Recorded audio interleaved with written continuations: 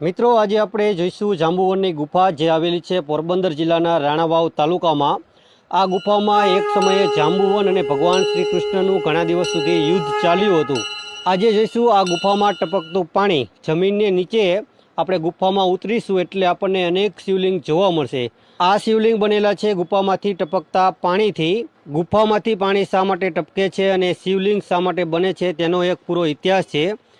જો તમારે તે જાણવું હોય તો તમે મને કોમેન્ટ કરી જરૂર જણાવજો અને આપણે તેના વિશે પૂરો વિડીયો બનાવીશ અને માહિતી હું તમને આપીશ। અને છેલ્લે આપણે જાંબુવને જે શિવલિંગની સ્થાપના કરી હતી તેના પણ દર્શન કરી લેવી। અને વિડીયો તમને કેવો લાગ્યો તે તમે મને કોમેન્ટ કરી જરૂર જણાવજો।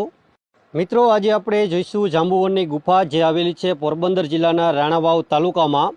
આ ગુફામાં એક સમયે જાંબુવન અને ભગવાન શ્રી કૃષ્ણનું ઘણા દિવસ સુધી યુદ્ધ ચાલ્યું હતું।